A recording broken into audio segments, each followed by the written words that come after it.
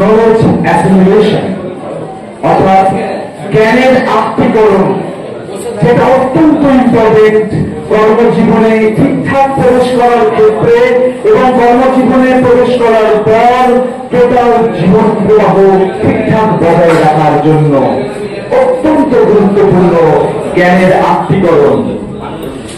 এই বিষয়টাকে সামনে রেখে আমাদের ছাত্রছাত্রী এবং অভিভাবকদের সামনে আলোকপাত করবেন আমাদের বেঙ্গল উচ্চ বিদ্যালয়ের প্রাক্তন শিক্ষক সবার প্রিয় শ্রী অরুণ ভৌমিক স্যার।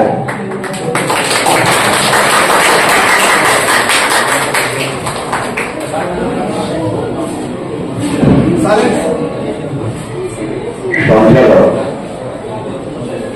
বেঙ্গল উচ্চ বিদ্যালয়ের সহশিক্ষক ভাতৃপ্রতীক ডক্টর কল্যাণ মন্ডল, উপস্থিত বেনগর উচ্চ বিদ্যালয়ের ভারপ্রাপ্ত প্রধান শিক্ষক মাননীয় অক্ষয় হালদার এবং ভারপ্রাপ্ত সহকারী প্রধান শিক্ষক সৈকত মজুমদার, উপস্থিত বেনগর উচ্চ বিদ্যালয়ের কৃতি ছাত্রদের অন্যতম জীবনের সুপ্রতিষ্ঠিত গৌতম, উপস্থিত ডক্টর প্রামাণিক, বিদ্যালয়ের সহশিক্ষকরা, উপস্থিত অভিভাবক অভিভাবিকা মণ্ডলী এবং আমার ছাত্র ছাত্রীরা। গৌতম যেখানে শেষ করলো সেখান দিয়েই শুরু করল। ও বলছিল ঈশ্বর প্রদত্ত যে সম্পদ নিয়ে এসছো তাকে অবহেলা করো না। Divinity is already in man. Swami Vivekananda's কথা, we are all divine. Rishi Aurobindo's কথা, education is the manifestation of the perfection that is already in man. তোমার মধ্যে আছে, সকলের মধ্যে আছে, তাকে এক্সপ্লোর করতে হবে, তাকে প্রস্ফুটিত করতে হবে, সেটাই তো শিক্ষার কাজ। আমার বিষয় অ্যাসিমিলেশন নলেজ। এটা একটা কগনিটিভ প্রসেস, যেখানে আমরা কি করি, তথ্য আহরণ করি, সেই তথ্যকে বিশ্লেষণ করি এবং তথ্যের প্রক্রিয়াকরণ বিশ্লেষণের পর সেটাকে কাজে লাগাই, সংরক্ষণ করি। এটা একটা কন্টিনিউয়াস প্রসেস। এটার বাংলার অর্থ হল জ্ঞানী ও আত্মীকরণ। আত্মীকরণ শব্দটা বাংলা হলেও বেশ কঠিন শব্দ। খুব সহজ ভাষায় বলতে গেলে যেটা আমাদের সকলের সহজ বোধভাবে হজম হয়। তাহলে আমাদের প্রথম অবস্থায় জানা দরকার জ্ঞান কি। আমি যখন এই বিষয়টা আমাকে এই বিষয়টার উপর বলবার জন্য যখন কল্যাণ আমাকে বললো, ওকে তো একটা আইডিয়াটা দিয়েছে, ওকে তো আমাকে কোনো বাঁধনের মধ্যে বাঁধেনি, আইডিয়াটাকে এক্সপ্লোর করতে বলেছে। অর্থাৎ আমি কোন বিষয়ে কিভাবে এগোবো সে পথ আমার, সে স্বাধীনতা আমার। এই আইডিয়াটাকে এক্সপ্লোর করার কথা বলেছে। যখন এই আইডিয়াটাকে এক্সপ্লোর করার কথা বলা হলো, তখন আমাকে খুব স্বাভাবিকভাবে এই ব্যাপারে কিছু তথ্য আহরণ করতে হয়েছে এবং সেই তথ্য আহরণ করতে গিয়ে আমাকে অবশ্যই নির্ভরশীল হতে হয়েছে একজন ভারতীয় হিসাবে, যাকে ছাড়া আমরা কোনো কিছুই ভাবতে পারি না, কিংবা স্বামী বিবেকানন্দ কিংবা ঋষি অরবিন্দের। স্বামী বিবেকানন্দ বলছেন শিক্ষা নিয়ে, information is not education, assimilation of knowledge, assimilation of ideas is education. এই যে অ্যাসিমিলেশন করতে গেলে, জ্ঞানের আত্মীকরণ করতে গেলে আমাদের তো জানা দরকার জ্ঞান কি। ইনফরমেশনটা কি জ্ঞান না। যখন একটা তথ্য আমরা রিয়ালাইজ করতে পারি, বুঝতে পারি, উপলব্ধি করতে পারি, তখন সেটা জ্ঞান। আনলেস এন্ড আনটিল যতক্ষণ আমরা একটা ইনফরমেশনকে রিয়ালাইজ করতে না পারি, উপলব্ধি করতে না পারি, ততক্ষণ পর্যন্ত সেটা জ্ঞান নয়। স্বামী বিবেকানন্দের আত্মজীবনীতে আমরা দেখি, স্বামী বিবেকানন্দ শ্রীরামকৃষ্ণের মন্ত্র শিষ্য। আবার স্বামী বিবেকানন্দের মানুষ করে থাকি সুভাষচন্দ্র। নেতাজি সুভাষচন্দ্র বোস 5 বছর বয়সে তার মাকে শ্রীরামকৃষ্ণের কথামৃত বলে শোনাতে, কিন্তু সেই রামকৃষ্ণের কথামৃত জ্ঞান বা উপলব্ধি তার এসেছিল আরো অনেক পরে। পরবর্তী পর্যায়ে তিনি বলছেন, আমার শিক্ষক বেদিমাধব আমাকে নৈতিকতা বোধ এবং সৌন্দর্য বোধের শিক্ষা দিয়েছিলেন, কিন্তু তিনি আমার নীতিবোধ জাগ্রত করেছিলেন, কিন্তু তিনি এমন কোন আদর্শের সন্ধান আমাকে দিতে পারেননি যা আমার সমগ্র সত্তাকে প্রভাবিত করতে পারত। সেটা আমি পেলাম কবে? আমি ততকে এক বন্ধুর বাড়িতে বেড়াতে গেছি, সেখানে তার বইয়ের আলমারি ঘাটতে গিয়ে কয়েকটা বই পেলাম। সেই বইয়ের কয়েক পাতা উঠেই আমি বুঝতে পারলাম এতদিন পর্যন্ত আমি যার সন্ধান করছিলাম এ তো তাই। আমি গোগ্রাসে সেগুলোকে কিনতে লাগলাম। সেগুলো ছিল স্বামী বিবেকানন্দের রচনা, এবং এই রচনাগুলির মধ্যে সুভাষচন্দ্র বোস খুব সিলেক্টিভ ছিলেন। অর্থাৎ কোন বইটা পড়তে হবে, all books are not red, সমস্ত বই পড়ার জন্য নয়, আবার সমস্ত বই সবার পড়ার উপযোগী নয়। তাই যখনই কেউ তার কাছে সাজেশন চাইতে, তিনি বলতেন তুমি আগে এটা পড়ো, পরে এটা পড়ো। একজনকে তিনি লিখছেন, তুমি বিবেকানন্দকে জানতে চাও, বিবেকানন্দ ভারতে বিবেকানন্দ আগে দেখো, যেখানে তার আলমোড়া থেকে চেন্নাই পর্যন্ত প্রত্যেকটি ভারত প্রত্যাবর্তনের পর বক্তব্য উল্লিখিত আছে। তার পত্রাবলীগুলোকে পড়ো, জ্ঞান যোগ রাজ্য করতে যেও না, ও মাথার উপর দিয়ে যাবে। অর্থাৎ সিলেকশন অফ বুক। তাহলে এই জায়গায় যে জায়গায় বলছিলাম যে জ্ঞানটা তো আন্ডারস্ট্যান্ডিং পড়া। যখন আমি ইনফরমেশন পেলাম, ইনফরমেশনটা যখন রিয়ালাইজ করলাম, তখন সেটা জ্ঞান, তাই তো? আর এই জ্ঞানকে আমরা আমাদের স্মৃতি, মেধা, মনোযোগ দিয়ে যখন আমরা সংরক্ষণ করতে পারলাম পরবর্তী পর্যায়ের জন্য, তখন আমাদের এক্সিস্টিং আইডিয়ার সঙ্গে এই নিউ ইনফরমেশন যুক্ত হলো, আত্মীকরণ হলো, সেটাই হলো অ্যাসিমিলেশন অফ নলেজ। তাহলে মনোযোগ একটা ব্যাপার। এই যে তোমরা গুটি কয়েক এখানে আছো, শীতের অনেকটা ঝরা পাতার মতো আস্তে আস্তে ঝরে যাচ্ছে, স্বাভাবিক। কেন স্বাভাবিকতা? তার কারণ হচ্ছে প্যাশন সকলের সমান নয়। কেউ তো দীর্ঘদিন ধরে অপেক্ষা করছে কখনো অন্যটা চক্রবর্তী থাকবে, তাই না?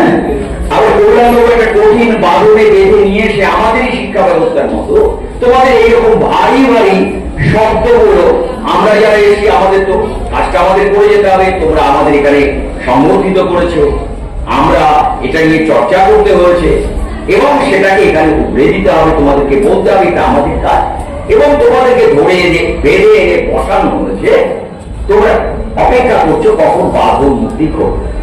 তাহলে এই একটা জায়গার মধ্যে দাঁড়িয়ে কিন্তু আমাদের দুজনের সম্পর্কটা তৈরি করবে, তাই না? তাহলে এই জায়গায় মনোযোগ, কনসেন্ট্রেশন কল্যাণবাবু বলছেন। দেখো এই যে অ্যাসিমিলেশন অফ নলেজ, আমরা প্রথম কি, আমরা আমাদের যে 5টা ইন্দ্রিয় আছে, সেই 5টা ইন্দ্রিয়ের দ্বারা আমরা তথ্যকে সংগ্রহ করি। অর্থাৎ দর্শনেন্দ্রিয় দ্বারা আমরা একটা জিনিসকে দেখছি, শ্রবণেন্দ্রিয় দ্বারা একটা জিনিসকে শুনছি, তারপর সেটাকে আইডেন্টিফাই করতে হলে কি করতে হচ্ছে, আমাদের নার্ভাস সিস্টেম সেটা কি করছে, লিঙ্কের কাজ করছে। সে কোথায় এটাকে নিয়ে যাচ্ছে? Mind. Mind is an important instrument, অনেকটা কম্পিউটারের হার্ড ডিস্কের মতো মাইন্ডে সেটা যাচ্ছে। তাহলে এই যে দর্শনেন্দ্রিয় এর বড় একটা ভূমিকা নেই। কান খারাপ হয়ে যেতে পারে, তাহলে শুনতে পাবো না, চোখ খারাপ হয়ে গেলে দেখতে পারবো না, সেটা চিকিৎসা। কিন্তু এই যে নার্ভাস সিস্টেম, এটাকে নিয়মিত নারিশ করতে হয়, ক্যারিয়ারটাকে পরিষ্কার করতে হয়, এবং সেই পরিষ্কার করার জন্য কি বলা হয়, ভালো ভাবো, ভালো চিন্তা করো, ভালো বই পড়ো, তাহলে তোমার চ্যানেল সক্রিয় থাকে। আর মাইন্ড সে তো অস্থির, তোমার অস্থির মাইন্ড ভাবছে কখন এটা শেষ হবে, কখন আমি মুক্তি পাবো। কারণ এখানে তোমার প্যাশন যদি না থাকে, তুমি যদি ধরে বেঁধে বসানো থাকো তাহলে যা কিছু বলা হবে সেটা তোমার ওপর দিয়ে চলে যাবে, ভেতরে যাবে না, যেতে পারে না। কারণ আমাদের মাইন্ড সবকিছুকে গ্রহণ করে না, কিছুকে রিজেক্ট করে, কিছুকে অ্যাকসেপ্ট করে। কোনটা অ্যাকসেপ্ট করবে সেটা নির্ভর করবে আমি তাকে কিভাবে নিচ্ছি, তাই তো? তাহলে ধরো কোনো গুরুগম্ভীর বক্তব্যের আর দরকার নেই, তোমাদের আমাদের সম্পর্ক এমন একটা জায়গায় দাঁড়িয়েছে, তোমরা বাবুর মুক্তি চাইছো, আমরাও এখান থেকে নির্দিষ্ট সময়টা পার করে ওখানে বসবার জায়গায়। তাহলে এইসব কিছু গল্প করি, আলাপ আলোচনা করি। একটি গুরুর কাছে 4 জন ছাত্র পাঠ নিয়ে এসছে, তারা একটা তথ্য পেয়েছে। তথ্যে শিক্ষক গুরু তাদের বলেছেন কার জলে ভাসা। এইবার তারা 4 জন একটা নদীর ধারে এসে দাঁড়িয়েছে, নদীতে হাঁটু জল, শীতকাল, বেশি জল নেই, হাঁটু জল। গুরু তাদের প্রত্যেকে 1 বোঝা করে কাঠ দিয়ে বললেন এই কাঠ নিয়ে তোমাদের নদী পার হতে হবে। প্রথম জন কাঠের বোঝাকে মাথায় করে নদী পার হচ্ছে। দ্বিতীয় জনের কাছে ওই তথ্যটা জ্ঞানের পর্যায়ে গেছে, কার জলে ভাসে, এই ইনফরমেশনটা তার নলেজের পর্যায়ে গেছে। সে যখন নদী পার হচ্ছে সে তো জানে তথ্যটা জ্ঞানের পর্যায়ে গেছে, আন্ডারস্ট্যান্ডিং। সে বুঝতে পেরেছে কাঠ তো জলে ভাসবে, তাহলে আমি এটাকে মাথায় বহন করবো কেন? সে কাঠটাকে জলে ভাসিয়ে দিয়ে তার পাশাপাশি হেঁটে হেঁটে যাচ্ছে। আর তৃতীয় বন্ধু কি করলো? সে জ্ঞানের আত্মীকরণ করেছে, অর্থাৎ জ্ঞানটাকে সে প্রজ্ঞার পর্যায়ে নিয়ে গেছে, ফলিত প্রয়োগের কাজ, অ্যাপ্লিকেশনের কাজ। অ্যাপ্লিকেশন যতক্ষণ না হয় ততক্ষণ স্কিল ডেভেলপমেন্ট করে না। শুধু রান্নার রেসিপি জানলে হয় না, ওই রান্নাটাকে হাতে কলমে না ধরলে হবে না। একজন সিভিল ইঞ্জিনিয়ার জব হাত করছে, জবের সন্ধান করছে, সে কখনো ভাবছে না সে যেটা শিখেছে সেটাকে কাজে লাগিয়ে সে তো জব গিভার হতে পারে। সে ভাবছে না কেন? তার কারণ তার ঠিক কনফিডেন্স নেই। সে থিওরিটিক্যাল নলেজ যতটা নিয়েছে, ওলি প্র্যাকটিক্যালি সে সেটা করেনি, যেটা আমাদের ল্যাব টেকনিক্যাল এডুকেশন। তাই তাকে জবের অনুসন্ধান করতে হচ্ছে প্রফেশনাল ডিগ্রি নেওয়া সত্ত্বেও। ঠিক সেই রকম ভাবে তৃতীয় জন কি করেছে? তৃতীয় জন বলেছে না, আমি তো একটু অন্য পদ্ধতি করবো। কাঠ জলে ভাসে, তাহলে এই কাঠগুলোকে যদি পরপর সাজিয়ে একটা ভেলার মতো করতে পারি তাহলে আমি তো হাঁটবো কেন? আমি তো ওর উপর চড়ে বসে আরামে চলে যেতে পারি। তো সে ওই কাঠগুলো দিয়ে একটা ভেলা বানিয়ে চলে গেল। This is the difference. তথ্য থেকে জ্ঞান, জ্ঞান থেকে ফলিত প্রয়োগের মাধ্যমে প্রকাশ। ঠিক একইভাবে আরেকটা গল্প শেয়ার করি। 4 বন্ধু গরুগৃহ থেকে জ্ঞান অর্জন করে ফিরে। এবার জ্ঞানের প্রয়োগ তারা 4 বন্ধু একটা জঙ্গলের মধ্যে দিয়ে যাচ্ছে। জঙ্গলের মধ্যে গিয়ে তারা দেখছে একটা স্ক্যালিটন, একটা কঙ্কাল। তাদের জ্ঞানের পরীক্ষা দিতে হবে নিজেদের মধ্যে। প্রথম জন বলছে আমি ওই স্কেলিটনটাকে দেখে বলে দিতে পারি একটা কার স্কেলিটন। আবার জ্ঞান আমাকে সেই জায়গায় নিয়ে গেছে। এটা দেখে, এটাকে অবজার্ভ করে, পর্যবেক্ষণ করে আমি বলতে পারি এটা একটা সিংহের স্কেলিটন, সিংহের কঙ্কাল। দ্বিতীয় জন বলছে এইটুকু, আমি আরো দেখো আমি ওর ওপর মাংস তৈরি করবো, তৈরি করে একটা পূর্ণ সিংহের অবয়ব দেব। দ্বিতীয় বন্ধু তার জ্ঞানকে কার্যকরী করে ওর ওপর মাংস দিয়ে একটা পূর্ণ সিংহের অবয়ব করবে। তৃতীয় বন্ধু বলল আমার জ্ঞান আরো গভীর, তুমি ওটাকে সিংহের অবয়ব দিয়েছো, প্রাণ দিতে পারো, আমি ওকে জীবন্ত করবো। আমার জ্ঞান এই পর্যায়ে গেছে, সাকসেসের পর্যায়ে। চতুর্থ বন্ধু বলল থাম থাম থাম, প্রয়োগ করার আগে ভাব, ও যদি জীবন্ত হয় তাহলে আমাদের অবস্থা কি হবে? বললো না, আমি এর প্রয়োগ করবো, আমি দেখাবো আমি পারি, ওকে জীবন্ত করবো। চতুর্থ বন্ধু বললো তাহলে আমাকে সময় দাও, আমি কি পারি দেখাতে। বললো কি? বলে আমি গাছে উঠতে পারি, I can climb the tree। সে গাছের মাথায় চড়ে বসলো। চতুর্থ বন্ধু সিংহকে জীবন দান করলো। তারপর কি হলো বুঝতেই পারলে? 3 বন্ধু সিংহের পেটে গেল, চতুর্থ বন্ধু বেঁচে গেল। অর্থাৎ জ্ঞান প্রয়োগের সময় আমাদেরকে ভাবতে হবে এটা এভিল এফেক্ট না গুড এফেক্ট, তাই তো? তাহলে এইবার আমরা চলে আসি এই আলোচনার মাধ্যমে আমাদের গৌতম প্যাশনের কথা, প্যাশনের কথা। অর্থাৎ আমাদের জোর করে চাপিয়ে দেওয়া, বাঁধো। আমাদের যে শিক্ষা পদ্ধতিটা না, এই শিক্ষা পদ্ধতিটা তো আমাদের একটা সময় ছিল টোল শিক্ষা, গুরুগৃহের শিক্ষা। এই গুরুগৃহের শিক্ষা একটা উপকারিতা ছিল। গুরু আর শিষ্যের মধ্যে পারস্পরিক সম্পর্কটা অত্যন্ত নিবিড় এবং গভীর। আর আজকে স্কুল সিস্টেমে আমাদের এক গুচ্ছ একটা বান ছেলেদেরকে পেতে হয় ইউনিফর্ম এডুকেশন সিস্টেম, অর্থাৎ সকলকে আমাদের একই জিনিস দিতে হচ্ছে। কিন্তু সে কি চাইছে, তার মনের খিদে কি, সে কোন দিকে যেতে চাইছে? সে ক্লাসরুমের টেক্সট বুক বেস লার্নিং কে মনোযোগ সহকারে নিতে পারছে না, তার মন তখন ঘুরে বেড়াচ্ছে আঁকার খাতায়, কিংবা তার মন তখন ঘুরে বেড়াচ্ছে যে খেলার মাঠে। আমরা কিন্তু সেই সন্ধান পাই, অর্থাৎ তার ট্যালেন্ট, তার মেধা সেই দিকে রয়েছে, তার প্যাশন, তার ভেতর তাকে বলছে তুমি ওই দিকে চলো। আমি একজন মানুষের কথা বলি, একজন নামী সাহিত্যিকের ছেলে, বাবার লেখায় যতটা সম্মান ছিল অর্থ ততটা ছিল না। ছেলেটি কিশোর বয়সে তার বাবাকে হারায়। মা ছেলেটিকে মানুষ করে, লেখাপড়া শেখায় এবং অত্যন্ত মেধাবী ছাত্র। তখন ভারতবর্ষ ব্রিটিশ শাসনের অধীনে সে একটি ব্রিটিশ কোম্পানিতে চাকরি পায়, বিজ্ঞাপন সংস্থার চাকরি। এবং অচিরে তার মেধার কল্যাণে সে ব্রিটিশ কোম্পানির মালিকদের নজরে পড়ে, কর্তৃপক্ষের নজরে পড়ে। ব্রিটিশ কোম্পানি তাকে নিয়ে যায় ইংল্যান্ড এবং সেখানে সে কর্ম করে। কিন্তু তার নিজের মনের খিদে মেটে না।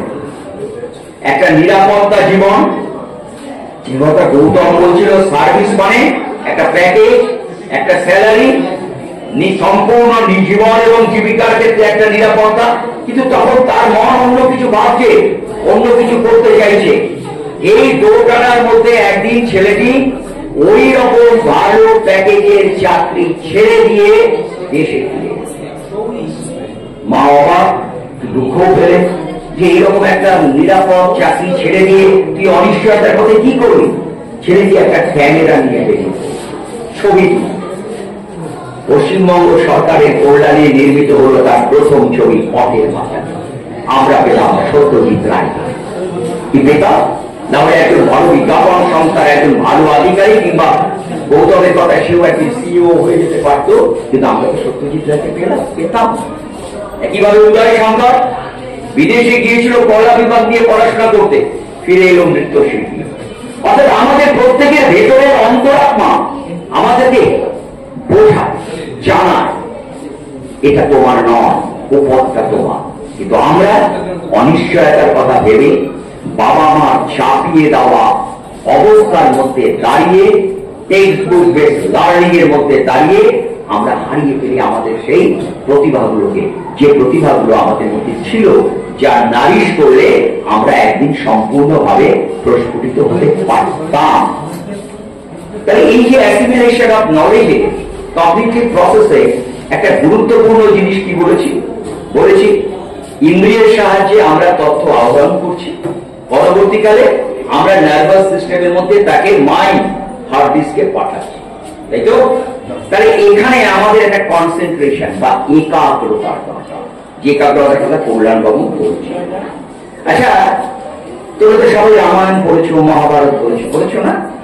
আচ্ছা, তোমাদের সেই গল্পের কথা মনে আছে? অস্ত্র পরীক্ষার গল্প। দ্রোণাচার্য কৌরব এবং পাণ্ডব শিষ্যদের নিয়ে গেছেন একটা বাগান, সেখানে একটা আম গাছ, আম গাছে একটা কাঠের পাখি বসানো আছে। প্রত্যেকেই অস্ত্র পরীক্ষায় ডাকছেন। প্রথমে দেখেছেন দুর্যোধনকে, বললেন দেখো ওই যে গাছের উপর যে পাখিটা, ওই পাখিটার চোখে তোমাকে তীর মারতে হবে, তীর বিদ্রোহ করতে হবে। তো দুর্যোধনকে জিজ্ঞেস করছেন, দুর্যোধন তীর ধনুক নিয়ে প্রস্তুত। দুর্যোধনকে জিজ্ঞেস করলেন তুমি কি দেখছো? দুর্যোধন বললেন দেখছি। বলে কি দেখছো? বললো আকাশ। বললো আর কি দেখছো? বলে উন্মুক্ত প্রাঙ্গণে আম গাছ। আর কি দেখছো? আম গাছ পত্র, তার মধ্যে পাতা রয়েছে। বলে ওকে লেবে সেটা আর তোমাকে কষ্ট করতে হবে। দেন হি আস্কড যুধিষ্ঠিরও প্রায় একই কথা বললেন, আম গাছ দেখতে পাচ্ছি, পাতা দেখতে পাচ্ছি, হ্যাঁ পাতার মধ্যে একটা অস্পষ্ট অবয়বের পাখি দেখতে পাচ্ছি। বলে ওকে লেবে সেটা। যখন অর্জুনকে ডাকছেন তখন অর্জুনকে বলছেন, অর্জুন যখন প্রস্তুত, অর্জুনকে বলছেন কি দেখছো? অর্জুন বলে একটি পাখি দেখছি। বললো এবার কি দেখছো? বললো শুধু পাখিটার চোখ দেখছি। বললো ছোট। তার মানে এই যে কনসেন্ট্রেশন অফ মাইন্ড, এই কনসেন্ট্রেশন অফ মাইন্ড, মন বড় চঞ্চল, তাকে একটা জায়গায় স্থির আনতে হয়, একটা প্র্যাকটিস। এই প্র্যাকটিসটাকে আমাদের ভারতীয় ভাষায় আমরা বলি meditation. Long breath, simply long breath now. উত্তেজনার মুহূর্তে তুমি লং ব্রিথ নাও, তুমি নিজেকে কনসেন্ট্রেট করতে পারো। লম্বা শ্বাস, কিংবা প্রত্যেকে আমরা যদি নিয়মিত ভাবে এই মেডিটেশনের অভ্যাসটা করি, 5 মিনিটের জন্য, 10 মিনিটের জন্য, আস্তে আস্তে বাড়াতে হয়। কারণ একাগ্রতা কিন্তু একসঙ্গে ধরে রাখা যায় না। যে 5 ঘন্টা 3 ঘন্টা লেকচারের ব্যবস্থা, লেকচার শোনার ব্যবস্থা করেছে কল্যাণবাবু, এটা হজম হওয়ার ব্যাপার নয়, সম্ভব নয়। এর থেকে কিছু কিছু খাপছাড়া জিনিস তোমাদের মনে থাকতে পারে, তার কারণ আমাদের কনসেন্ট্রেশন আমাদের সেই জায়গায় যায়নি। খুব ভেরি সিম্পল, একটা ধনুকে যদি আমরা সবসময় শিলা পরিয়ে রাখি, ধনুকের গুণ থাকবে না, সেই জন্য শিলাটাকে খুলে রাখবে, তাই না? ঠিক তেমনি কনসেন্ট্রেশন, এই কনসেন্ট্রেশনটা দরকার। আর একটা কি বলছিলাম, প্রত্যেকের মেধা সব জায়গায় সমান নয়। আচ্ছা, আবার ফিরে আসি মহাভারতে। আচ্ছা, অর্জুনকে তো আমরা সবাই জানি, অর্জুন কি ছিল? শ্রেষ্ঠ ধনুর্ধর। আর বাদ বাকিদের কথা ভুলে যায়। তোমরা জানো যুধিষ্ঠির এক বিষয়ে শ্রেষ্ঠ ছিলেন, বর্ষা নিতে। ভীম আর যুধির দুর্যোধন একটি বিষয়ে শ্রেষ্ঠ ছিলেন, গদা যুদ্ধ, এবং নকুল এবং সহদেব তলোয়ার যুদ্ধ। তাহলে যুধিষ্ঠির তো শ্রেষ্ঠ ধনুর্ধর হতে পারলো না, তার কারণ তার মেধা ওই জায়গায় ছিল না বলেই দ্রোণাচার্য তাকে বর্ষা নিক্ষেপে শ্রেষ্ঠ করেছিলেন। নকুল সহদেবের হাতে তরবারি করে দিয়েছিলেন, কারণ ওটাই ওরা পারদর্শী হবে। অর্থাৎ গুরুই একমাত্র রিয়ালাইজ করতে পারেন গভীর সান্নিধ্যে থেকে ছাত্রে সে কোন দিকে বেশি পারদর্শী হবে, তার মেধাকে কোন পথে চালিত করতে হবে। কেমন? তাই যুধিষ্ঠিরকে তিনি শ্রেষ্ঠ বর্ষা নিক্ষেপের কাজে নিয়োগ করেছিলেন, আর শ্রেষ্ঠ ধনুর্ধর অর্জুনকে করেছিলেন। গদা যুদ্ধে পারদর্শী হয়েছিলেন দুর্যোধন বা ভীম, তাই তো? তাহলে এই হচ্ছে বিষয়। অর্থাৎ এই যে আমাদের মেধা কার কোন দিকে, সেটা নির্বাচনের ক্ষেত্রে ভূমিকা একটা টিচারের রয়েছে। কিন্তু মুশকিলটা হচ্ছে যে একজন টিচারের কাছে একজন ছাত্র কতক্ষণ থাকে, এবং তাকে তো ইউনিফর্ম সিলেবাসের উপর তাকে পড়াতে হচ্ছে। তাহলে সেই জায়গায় সে তার মনের সন্ধান কি করে পাবে? সেই জন্য তাকে প্রত্যেকের জীবনের ফার্স্ট টিচার, প্রথম শিক্ষকের উপর নির্ভর করতে হবে। কে প্রথম শিক্ষক আমাদের জীবনের? বাবা মা, যারা ছেলেকে অনেক সামনাসামনি দেখছেন। অতএব এই জায়গায় কিন্তু একটা ট্রেন্ড, ছাত্র, শিক্ষক, অভিভাবক। এখানে অভিভাবকের সংখ্যা অনেক কম, টিচারের সংখ্যাও কম। তাহলে কে কোন দায়িত্ব নেবে, এগুলো আলোচনা করা এখানে অনেকটা বৃথা। তবুও কিছুটা ভূমিকা কথা বলি। বাবা মার ভূমিকাটা খুব গুরুত্বপূর্ণ। এই কারণ বাবা মা ছাত্রছাত্রীদের অত্যন্ত সান্নিধ্যে আসতে পারে। আমরা অনেকেই বাবা মারা ভাবি যে সন্তানের রিকোয়ারমেন্ট, সরকারের প্রতি দায়বদ্ধতা কি, তাকে তার পর্যাপ্ত খাদ্য দাও তার পুষ্টির জন্য, তার যে জৈবিক চাহিদার সঙ্গে সঙ্গে তার আমাদের মানসিক যে চাহিদা, তার খেলনা, তার অন্যান্য জিনিসপত্র, বস্তুগত চাহিদাকে পূরণ করো, আর তার হেলথ কেয়ার, তার স্বাস্থ্যের প্রতি যত্ন নেয়। বাস, আমার দায়িত্ব সম্পূর্ণ। আর বাইরে কি করার আছে? এর বাইরে ছেলে একটু বড় হলে তো তাকে স্কুলে গিয়ে দিয়ে দিয়েছি, তারপর তো শিক্ষকের উপর তার দায়িত্ব দিয়ে দিয়েছি, আমার দায়িত্ব শেষ না। বাবা মাকে ছেলে মেয়ের সঙ্গে ঘনিষ্ঠ ভাবে সময় দিতে হবে, মিশতে হবে। বাবা আর সন্তান এই দুয়ের মধ্যে যদি ভয় বাসা বাঁধে, তাহলে কিন্তু বড় ভয় নয়। ভয় থাকলে কি হবে? ভয় থাকলেই সেই জায়গা থেকে সন্তানের মধ্যে প্রতারণা এবং মিথ্যা বলার প্রবৃত্তি আছে। সন্তান ভুল করতেই পারে, সেই জিনিসটাকে কনফেস করে, তখন যদি তাকে তিরস্কার না করে যদি তাকে বোঝানো যায় যে তুমি যখন এটাকে রিয়ালাইজ করেছো, তুমি এটাকে রিপিট করো না, আর তা না করে যদি আমরা তিরস্কার করি, আমরা যদি তাকে পানিশমেন্ট দিই, তাহলে সে পরবর্তীকালে ভুল করবে, কিন্তু সে আর কনফেস করবে। এবং এই জায়গায় বাবা মার অবজারভেশন, বাবা মার পর্যবেক্ষণ হলো ছাত্রকে সেই দিকে নিয়ে যাওয়ার পথে, তাদের সেই সঠিক পথের জায়গায় বাঁকে দাঁড় করিয়ে দেওয়ার চেষ্টা করা, মনটাকে বোঝা। টিচার তার রোলটা কি হবে? টিচার গাইড করবে না, আইডিয়া আমাকে যেমন দিয়েছে বললেন, ওই এই আইডিয়ার উপর আপনি করবেন। শিক্ষক ছাত্রকেও তাই করবে, একটা আইডিয়া। শিক্ষক ট্রেনার নয়। আমি যদি ট্রেনিং দিই, ট্রেনিং দেওয়া মানে আমার আইডিয়াসকে আমি তোমার উপর চাপিয়ে দিচ্ছি না, আমার আইডিয়াকে তোমার উপর চাপিয়ে দেওয়া। আমি তোমাকে আইডিয়া দেবো, কিন্তু আমি তোমাকে সেই আইডিয়াকে এক্সপ্লোর করার জন্য সহায়কের ভূমিকা, আমি ফ্যাসিলিটেটর।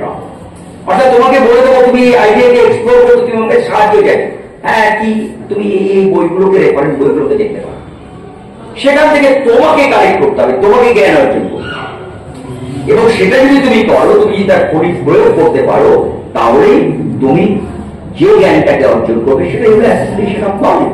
আর আমি যদি তোকে ধরে পেতে বলি যে এটাকে মুখস্থ করো, এটাকে উগড়ে দাও, যে ছাত্রটি মুখস্থ করে পরীক্ষার খাতায় উগড়ে দিয়ে সর্বোচ্চ নম্বর পেল, আর কঠিন পরীক্ষায় গার্ড দেওয়ার জন্য পাশে বসে থাকা যে ছেলেটি গৌতমের খাতাকে কপি করতে না পারায় ফেল করলো, এই দুয়ের মধ্যে ডিফারেন্সটা কোথায় থাকবে? যদি ওর এই মুখস্থ বিদ্যাটা ওর মাইন্ড স্টোর করে না রাখতে পারে দীর্ঘদিনের জন্য, যদি সেখানে ওর প্যাশন না থাকে, তাহলে সেটা অবসলিট হয়ে যাবে, লাভটা ডিভিশন তো প্রায় একই জায়গায় চলে যাবে, তাই না? তাহলে সেই জায়গায় শিক্ষকের ভূমিকা হচ্ছে ছাত্রকে সেই গাইড, সেই যাতে আমরা বলি না শতপুষ্প প্রস্ফুটিত হোক, অর্থাৎ বীজ যা আছে চারাটা তাই হবে। জবা গাছকে কল্যাণবাবু গোলাপ গাছ বানাতে পারবে, কিন্তু জবা গাছের ফুলটা যাতে সতেজ ভাবে ফোটে সেই জন্য সেখানে সার, জল, সূর্যালোক পাচ্ছে কিনা এবং খুব বেশি বেড়া দিয়ে ঘিরে ওকে বিকশিত হওয়ার সুযোগটা যদি আটকে দেওয়া যায় তাহলে ক্ষতি। তাহলে সেই জায়গায় তাকে পরিপূর্ণ বিকাশের সুযোগ দেয়। This is the role of the teacher. তাহলে এই অ্যাসিমিলেশন অফ নলেজ আমরা দেখলাম, বিভিন্ন মেধায় আমরা যাওয়ার কথা বললাম। এবার লাস্ট পার্টে আমি আসি, গৌতম যেখানে বলছিল জব গিভার এবং জব টেকারের কথা। তুমি কি হবে, তুমি কি হবে? কল্যাণ বলছিল ভয়ঙ্কর বিপদের কথা, আর্টিফিশিয়াল এআই। আরে আমরা তো কম্পিউটার এআই দাঁড়িয়ে আছি। আমরা যারা পশ্চিমবাংলার ছাত্রছাত্রী, ভারতবর্ষের অন্যান্য জায়গার তুলনায় আমাদের এখানে কম্পিউটার এডুকেশন চালু হয়েছে তার আরো পরে, কিন্তু আজকে বিদেশে যারা যাচ্ছে কম্পিউটার এডুকেশনে আমরা পিছিয়ে আছি। অর্থাৎ আমাদের সে ইন্টালেকচুয়াল, আমাদের সেই মেধাটা ইন্টালেক্টটা রয়েছে। তাহলে সেই জায়গায় একটা জীব যখন বড় হয়, survival for the fittest, nature selection, এগুলো তো রয়েছে না ইভলিউশন থিওরিতে, তবুও তো সে বেঁচে থাকে, জঙ্গলে সে তো বেঁচে থাকে। তাহলে এই শিক্ষা ব্যবস্থা যদি আমরা নিজেদেরকে ওয়েল ইকুইপ করতে পারি, যে ইকুইপের জায়গাটা আমি বলবো জ্ঞানের আত্মীকরণ। এই জ্ঞানের আত্মীকরণ আমাদের মধ্যে আত্মবিশ্বাস দেবে, আমি পারি। একটা সময় ছাত্র অবস্থায় জানো তো তোমরা অনেকে র্যাগিং এর বিরোধিতা করো, র্যাগিং নিয়ে অনেক কিছু লেখা, কিন্তু একটা সময় ছাত্র অবস্থায় আমি র্যাগিংকে সম্পূর্ণভাবে বিরোধিতা করিনি, আমি র্যাগিং এর পরোক্ষ সমর্থক ছিলাম। বিকজ কেন? আমরা গ্রাম থেকে যে সমস্ত ছেলেরা যেতাম, ওখানে শহর থেকে ছেলেরা এসছে, নরেন্দ্রপুর রামকৃষ্ণ মিশন থেকে ছেলেরা এসছে, বেলুর রামকৃষ্ণ মিশন থেকে এসছে, আমরা অনেকে গুটিয়ে থাকতাম। কেউ ভালো গান গাইতে পারে, শিবাব্য বাবা কলকাতা থেকে ও এসছে, ওর কাছে কি আমার গান দাঁড়াতে পারবে? কেউ ভালো বলতে পারে, সে বলবার সাহস পেত না, গুটিয়ে থাকবে। কারণ বিভিন্ন আর্থিক অবস্থা থেকে গেছে, বিভিন্ন পারিপার্শ্বিক অবস্থা থেকে বিভিন্ন ছাত্ররা এসছে, তারা নিজেদেরকে এক্সপ্লোর করতে পারত। র্যাগিং এ দাঁড়িয়ে যখন মাস র্যাগিং হতো, তোমাকে এটা করতে হবে, মাস্ট, তুমি গান গাইতে গান গাও, সে গান গায়। আর তার গান শুনে, বাধ্যতামূলক সেই গান শুনে সিনিয়ররা যখন একসঙ্গে করতালি হতো, দারুণ গিয়েছিস, তখন সে নিয়ে যেত তার আত্মবিশ্বাস। আমাদের এই জাতিটা, আমি থামতে হবে,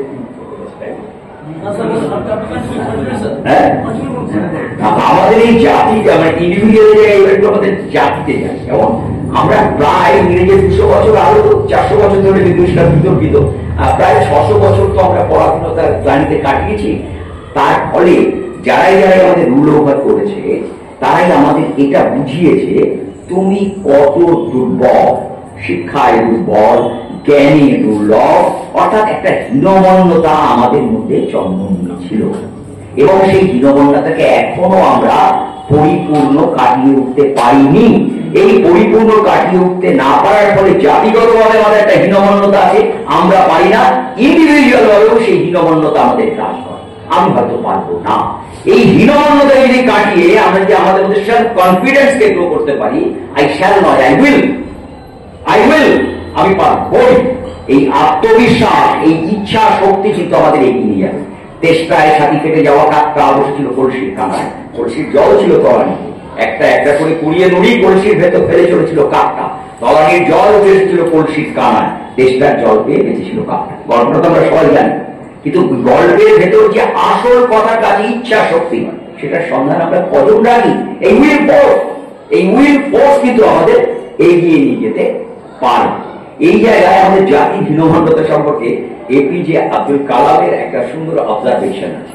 আমাদের প্রাক্তন রাষ্ট্রপতি এপিজে আব্দুল কালাম, তিনি তার বাড়িতে ক্যালেন্ডারে, সুদৃশ্য ক্যালেন্ডার, যারা অতিথি গত আসতো তারা ওই সুন্দর ক্যালেন্ডারটি দেখতো, স্যাটেলাইট থেকে তোলা ইউরোপ, আফ্রিকা মহাদেশের ছবি।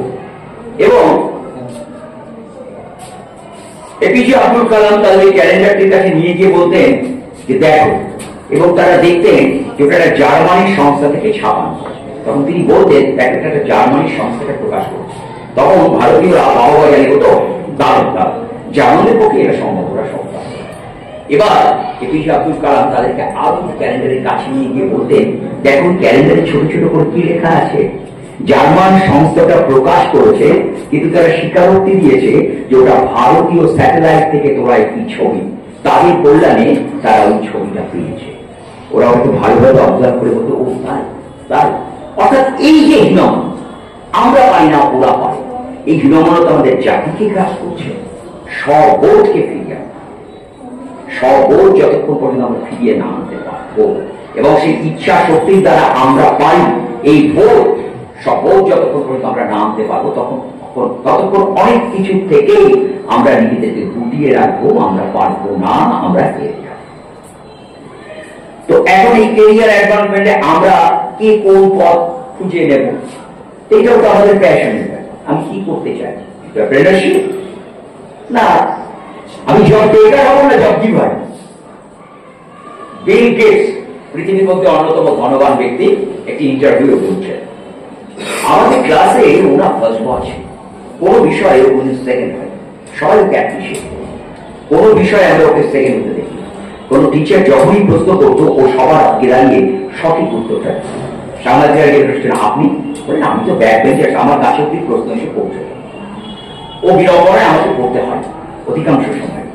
তখন বলেন তারপর সেই ছেলেটি জীবনে প্রতিষ্ঠিত হল, ফার্স্ট বয় হইত স্বাভাবিক, সে পৃথিবীর একটি বিখ্যাত কোম্পানির সিইও। সে তার যোগ্য সম্মান পেয়েছে তার মেধার জোরে, আর সেই কোম্পানিটির মালিকা। তাহলে বোঝা গেল মেধায় ছেলেটি সিইও, আর সেই কোম্পানির মালিক বিল গেটস ব্যাক বেঞ্চার। নিজেকে বলছে একটা জায়গার কতগুলো ছাত্র যারা খুব এডুকেটেড, তারা সোশ্যাল ওয়ার্ক করে এনজিওর মাধ্যমে। তো তারা একটা পরিকল্পনা করেছে গ্রামের এবং সমাজের উন্নয়নমূলক পরিকল্পনা। তো তারা পরিকল্পনাটা রূপায়ণ করার জন্য অর্থ লাগবে। সো অর্থের যোগান অনেক সময় তো বিজনেসম্যানরা দেয়, বিভিন্ন কারণে দেয়, পলিটিক্যাল কারণে দেয়, দিতে বাধ্য হয়, কিংবা সামাজিক কারণে উন্নয়নের জন্য দেয়। তো তারা ওই এলাকার একজন বিলিয়নার ব্যবসায়ী, তার আয় বিলিয়ন, সে তার কাছে গেছে এবং যাওয়ার পরে তিনি তাদেরকে খুব ভালোভাবে রিসিভ করেছেন, বলেছেন বলো কি ব্যাপার, তোমরা এতজন উচ্চশিক্ষিত যুবক আমার কাছে এসছো, কি জন্য এসছো বলো। তখন তারা তাদের পরিকল্পনার কথা বললো যে আমরা সমাজের ডেভেলপমেন্টের জন্য, কল্যাণের জন্য মানুষের করে এই কাজগুলো করতে চাই। উনি সেগুলো শুনে বলেন বা খুব ভালো, আমাকে কি করতে হবে? বলো না কিছু অর্থের সংখ্যা, বলো বলো কত আমাকে দিতে হবে। তো ওরা আমতা আমতা করছে, উনি বললেন 10 লাখ। তোমরা খুশি হবে? ওরা ওরা হ্যাঁ হবে, ওরা তো অতটাই এক্সপেক্ট করেন। উনি বলেন বেশ, যদি আরো লাগে আমাকে। উনি ওনার সাবঅর্ডিনেটকে বলে চেক বই দেন, সাবঅর্ডিনেট চেক বই নিয়ে এসে আর তার সঙ্গে স্ট্যাম্প প্যাড এনেছে। উনি স্ট্যাম্প প্যাডে হ্যাপা দিচ্ছেন চেকের, অর্থাৎ টিপসই। যারা ওখানে বসেছিল এনলাইটেড যুবকরা তারা অবাক, স্যার আপনি টিপসই দিচ্ছেন? বললো হ্যাঁ, আমি তো স্বাক্ষর করতে জানি না, আমি তো শিখিনি। বললো স্যার, বলে আমি যদি স্বাক্ষর করতে জানতাম তাহলে আমাকে ঘন্টা পেটাতে হতো। বললো মানে? বললো দেখো আমি একটা মিশনারি স্কুলে না ঘন্টা পেটানোর কাজ করতাম, আমি নিরক্ষর। তো হঠাৎ করে সেই মিশনারি স্কুলে একজন নতুন পাদ্রী এলেন। তিনি এসে বললেন আমার স্কুলে অশিক্ষিত কেউ থাকবে না, সে ঘন্টাই বাজাক আর যাই, অতএব আমার চাকরিটি গেল। চাকরি যাওয়ার পর ব্যর্থ মনে হতে আমি তার ঘুরে বেড়াই কাজের সন্ধানে। এইরকম একদিন ইতস্তত ঘুরতে ঘুরতে দেখলাম কোর্ট চত্বরে একজন মানুষ, তার গায়ে ঘাম ঝুঁকছে, সে টাইট করে আছে। আমি তার পাশে গিয়ে দাঁড়িয়ে দেখছি তার কাজ। তিনি আমার দিকে তাকিয়ে বললেন, ভাই আমার একটা উপকার করে দেবে, প্রচন্ড চায়ের চেষ্টা পেয়েছে জানো, আমাকে একটু চা এনে দেবে। কেন পারবো, আমার তো কোনো কাজ নেই, আমি এনে দিচ্ছি আপনাকে চা। সে গিয়ে খুব যত্ন সহকারে তার জন্য এবং তার মতো আরো 2-4 জনের জন্য চা এনে দেবে। চা এনে দেওয়ার পর তার তো কাজ নেই, সে চা এনে দিয়ে চলে যাচ্ছে। ওরা ডাক দেখে বলো, সে কি ভাই তুমি চলে যাচ্ছ, এই নাও। তার হাতে কয়েকটি পয়সা দিতে। সে বলো কেন? বলো তুমি এই যে আমাদের পরিষেবাটা দিলে, আমরা তো যেতে পারছিলাম, আমার তো চায়ের চেষ্টা নিয়ে থাকতে হলো। এই আইডিয়া তার মাথায় একটা নতুন আইডিয়া যে এইরকম কত মানুষ রয়েছে যাদের কোনো কিছু প্রয়োজন রয়েছে, কিন্তু সময়ের ঘাটতিতে কর্মব্যস্ততার কারণে তারা সেটা পূরণ করতে পারছে না। আমি যদি তাদের সেই পরিষেবাটা দিই, তার বিনিময়ে যদি অর্থ উপার্জন করি, সেটা তো আমার শুভ লাভ, তার তো অন্যায় কিছু নেই। তাই সে কাজটা শুরু করলো এবং পৃথিবীর একটি বিখ্যাত কফি কোম্পানি, সে রিমঝিম কফি কোম্পানি, এই আইডিয়াটা সেখান থেকে। অতএব তুমি জব টেকার হবে না জব গিভার হবে, তুমি এন্টারপ্রেনার হবে না রিস্কি জবে যাবে, সেটা তোমার ভাবনা চিন্তার ব্যাপার। কিন্তু যে ভাবনা চিন্তা, যে পথেই তুমি যাও, অ্যাসিমিলেশন অফ নলেজ, জ্ঞানের আত্মীকরণের ছাড়া আজকের জঙ্গলে তুমি কিন্তু সার্ভাইভ করতে পারবে না। এবং জ্ঞানের আত্মীকরণের দ্বারা যদি তুমি ইনোভেটিভ ক্যাপাসিটি নিয়ে বেঁচে থাকো, তাহলে আর্টিফিশিয়াল ইন্টেলিজেন্সের যুগেও তুমি নিজেকে প্রতিষ্ঠিত করতে পারবে। কারণ কম্পিউটার তোমার সহায়ক, কম্পিউটারের উপর ফুললি ডিপেন্ড নয়। কম্পিউটারকে তুমি চালাও, কম্পিউটার তোমাকে চালায় না। তাই আর্টিফিশিয়াল ইন্টেলিজেন্সেরও লিমিটেশন থাকবে, এবং সেই লিমিটেশনকে কেউ যদি ক্রস করতে পারে, সে হিউম্যান বিং। তাই হিউম্যান বিংসের কর্মসংস্থানের অভাব হবে না এই প্রযুক্তির যুগে দাঁড়িয়েও। কারণ প্রযুক্তিকে আমরা অস্বীকার করতে পারি না। প্রযুক্তির যুগে দাঁড়িয়ে প্রযুক্তিকে যেমন আমরা এড়াতে পারি না, অস্বীকার করতে পারি না। একসময় হাত দিয়ে মেপে হাতের ইউনিটে বেঞ্চের দৈর্ঘ্য মাপতাম, পরবর্তীকালে স্কেল এসছে, সিটিএস পদ্ধতি এসছে, এমকেএস পদ্ধতি এসছে তো হাইট অ্যান্ড ডিস্টেন্সের অঙ্কে তোমরা দেখাচ্ছিল এক্সিবিশনে, তোমরা কত সহজে একটা বহু উচ্চ মিনারের উচ্চতাকে মেপে দিতে পারো মাটিতে দাঁড়িয়ে। এই প্রযুক্তিকে আমরা এগোতে পারি না। প্রগতির যুগে প্রযুক্তিকে নিয়েই চলতে হবে, কিন্তু মনে রাখতে হবে প্রযুক্তিকে আমি চালাই, প্রযুক্তি আমাকে চালায় না। সকলকে ধন্যবাদ, সকলে ভালো থাকো।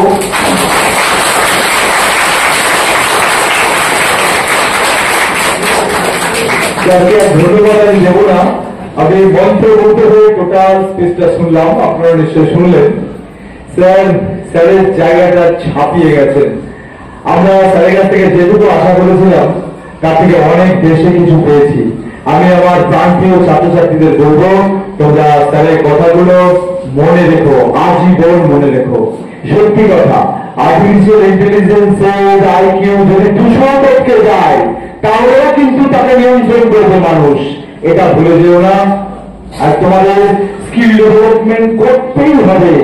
এটা সম্ভব হবে শুধুমাত্র জ্ঞানের আত্মীকরণের মাধ্যমে। মুখস্থ করে কোনো লাভ নেই, আমি জোর করা বলছি, কোনো কিছু মুখস্থ করে খুব একটা লাভ হবে না। হয়তো খানিকটা হবে, কিন্তু খুব একটা হবে না। তোমরা বুঝে পড়াশোনা করো। যাই হোক, স্যারকে ধন্যবাদ।